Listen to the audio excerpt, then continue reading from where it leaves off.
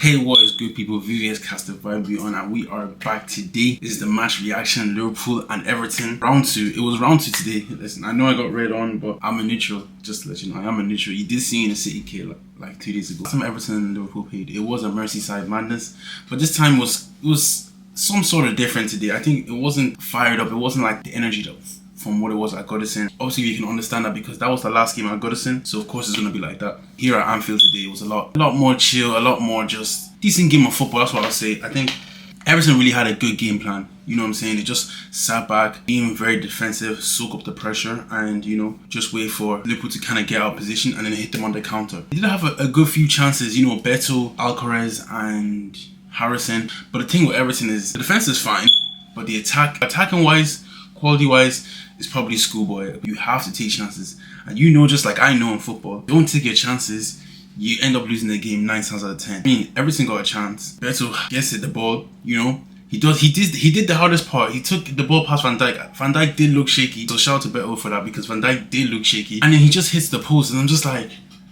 that's a chance. That's a chance there. And Everton did have quite a little bit, a few chances here and there where they could have done something, but they just never really looked like a threat in front of goal. What happens? Then Liverpool, of course, go on and win the game. Liverpool get two chances, and then they go win the game. And that's the difference between the top sides and the not so good sides. Liverpool's just a really clinical team. Like, this is the story of Liverpool's season. I don't feel like they've been the best in terms of quality in teams, but clinically wise, in terms of attacking wise, they just really take their chances as they come, and every time they do that, they end up going to win these games. So I feel like Everton did have a good game plan.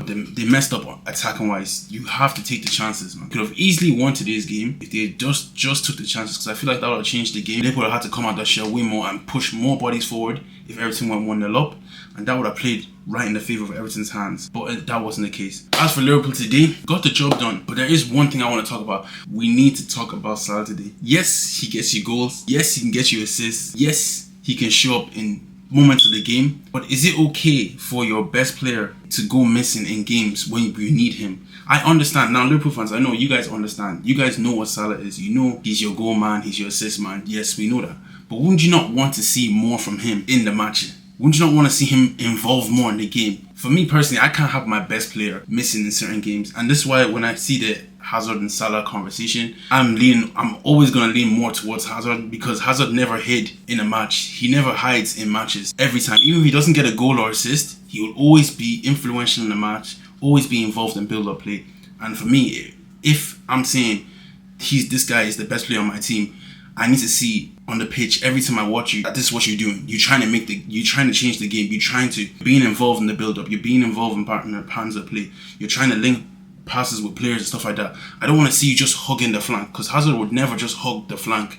But like I said, players are different. But Hazard would never just hug the flank. He'd always get involved in build-up and try and make things work. And I feel like if you are the best player on the team, or if you are someone says that you are one of the best players in the world, potential Ballon d'Ors, you have to be the one to make the difference. You have to be the one to take it upon yourself, take the initiative to change the game. You can't just rely on the manager.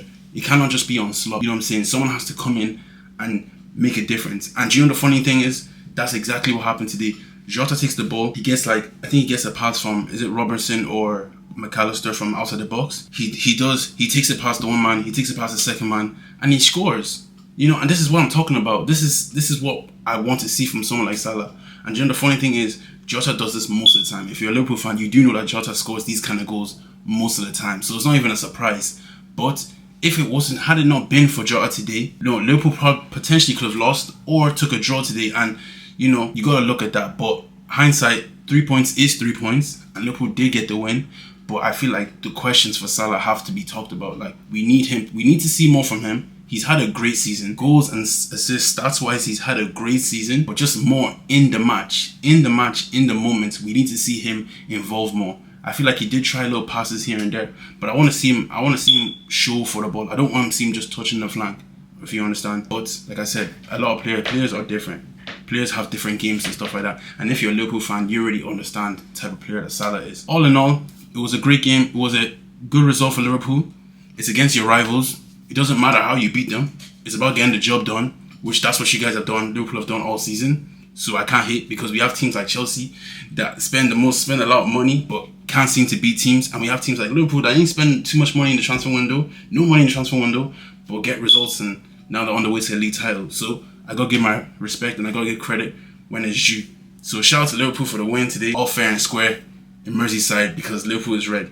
So we just gotta be honest. But anyway, I hope you guys enjoyed this video. Make sure you like, comment, subscribe. VVS Cast the Vibe be on. More videos to come, consistency to come, and I'll see you guys in the next video. You go.